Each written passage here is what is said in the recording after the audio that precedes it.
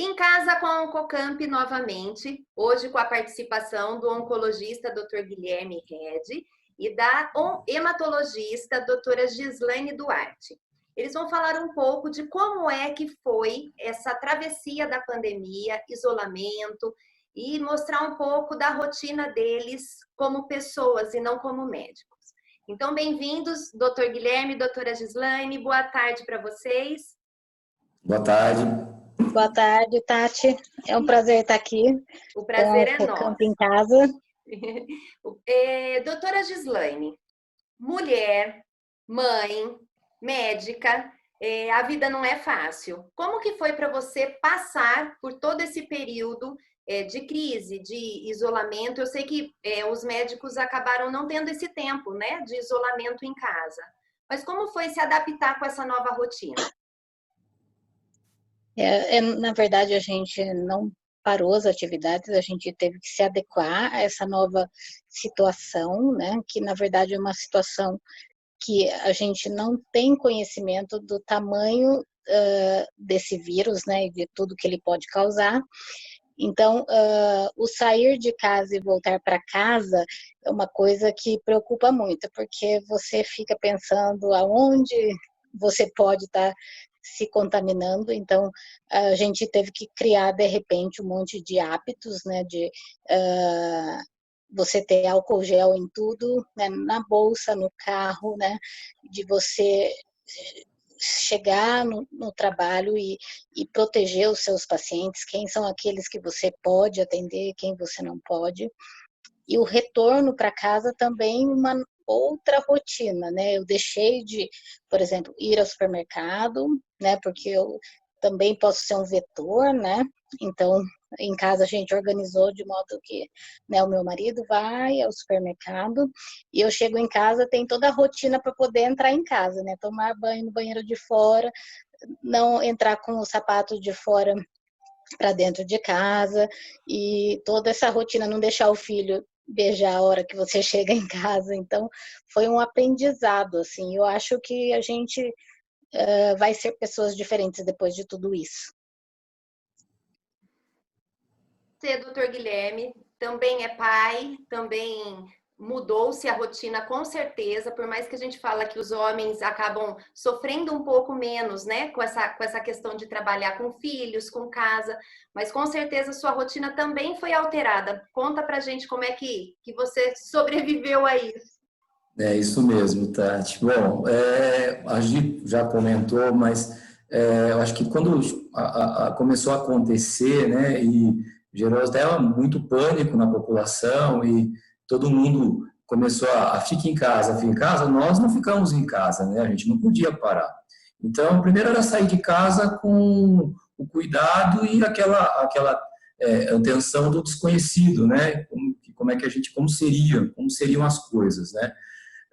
Segunda, cuidado com os pacientes, você protegê-los, né? Trazer um fluxo de condutas no consultório, porque os pacientes começaram a ficar com medo, com receio de vir, a gente tem pacientes em tratamento que não podem interromper, enfim. Então, foi uma mudança na rotina de todo mundo, a atenção até, e o cuidado de voltar para casa, né? Como a gente falou, acho que todo mundo fez essa rotina, né? Voltar para casa, já tinha um lugar certo para você poder tirar a sua roupa, que você estava vindo da rua, o sapato, você tomar banho, né? Enfim, fazer um mínimo de cuidado para você poder entrar em casa.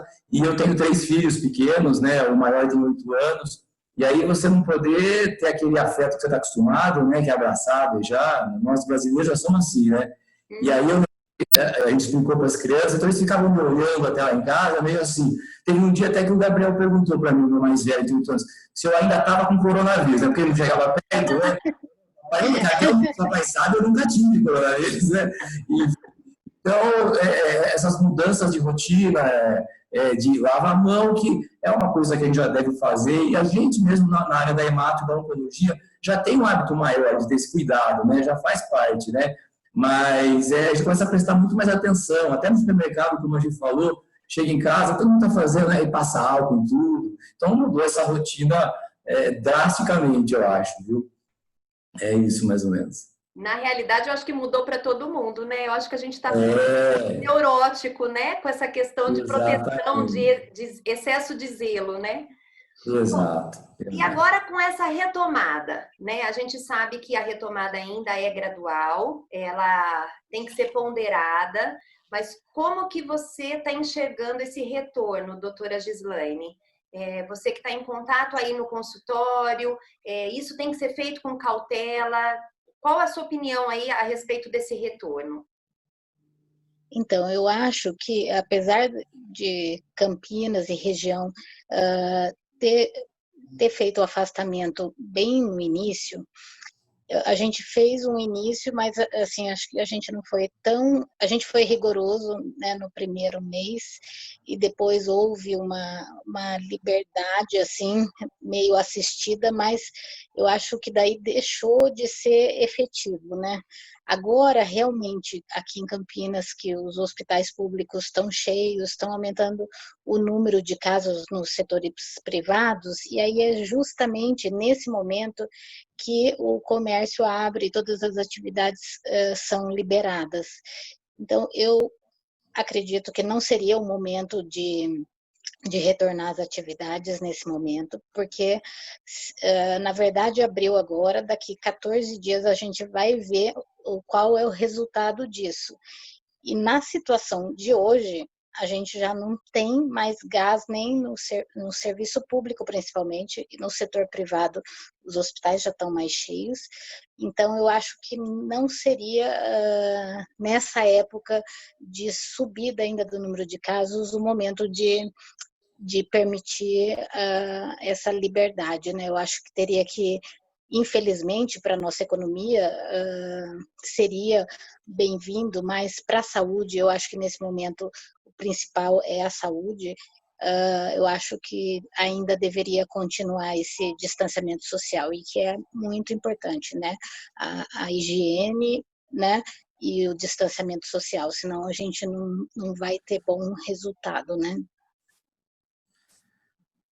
Eu acho que tudo é uma questão de equilíbrio, né? É uma questão de consciência. Aqueles que podem continuar em casa não precisa estar se aglomerando da forma como está acontecendo, que a gente tem visto, né, nas reportagens. Acho que além da lei que permite o retorno, eu acho que a consciência das pessoas tem que falar mais alto. Eu concordo, porque, por exemplo, eu chego em casa na sexta-feira, eu só saio na segunda-feira quando eu vou para um Cocamp. Então a gente não sai de casa assim. Aprendi a cozinhar mais, a plantar e replantar meus vasos, assim, que eu estou deixando todo o meu jardim em ordem.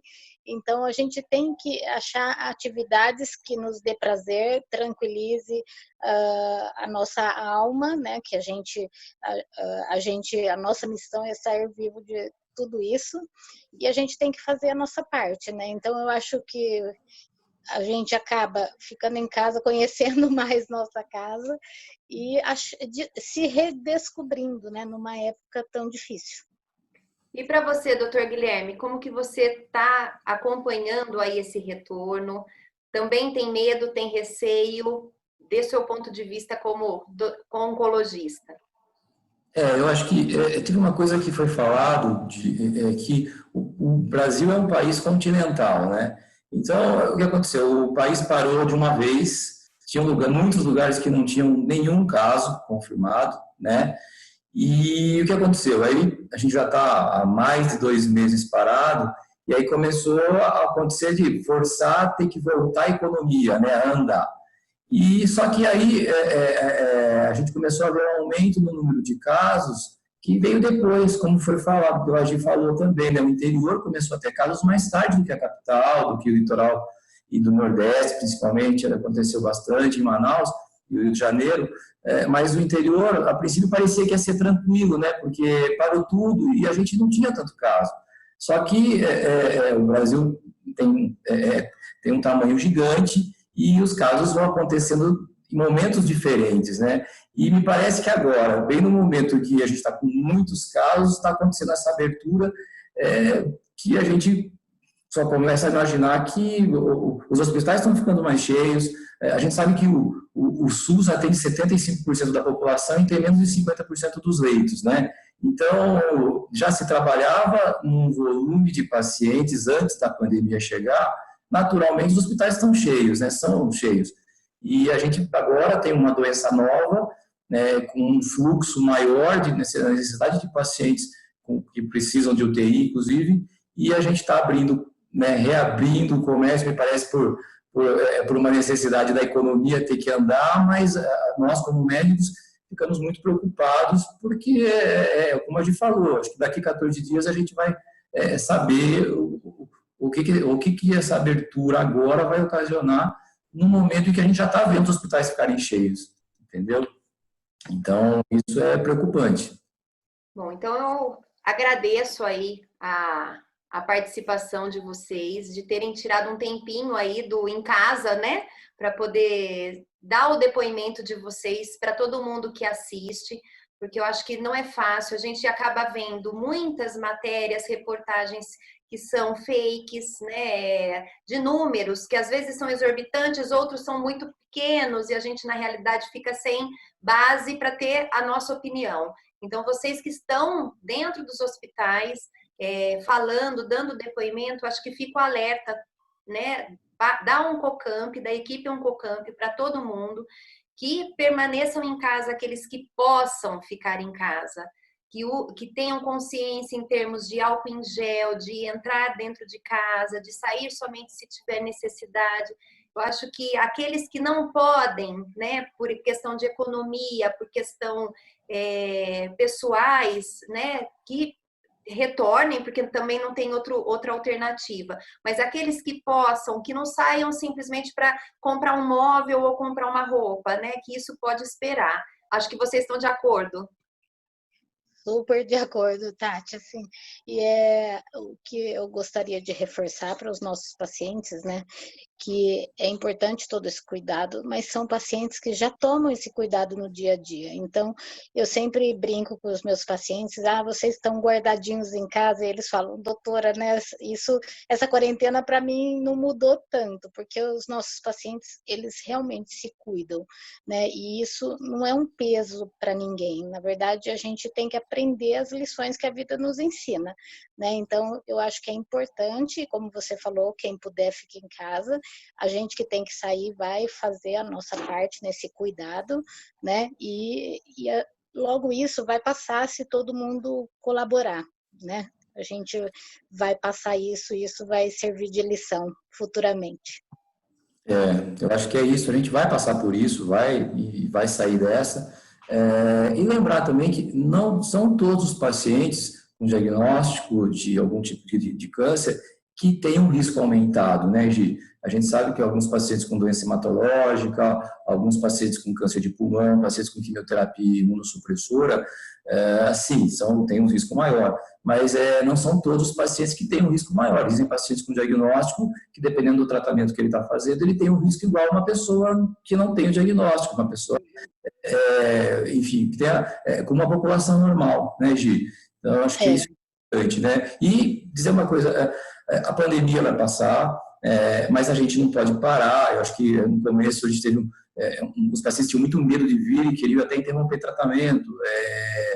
O fluxo foi dado justamente para protegê-los. Então, a gente tem que continuar o tratamento porque todos os cuidados estão sendo tomados e o câncer também não vai esperar a pandemia passar, né? Então, a gente precisa cuidar de tudo, entendeu?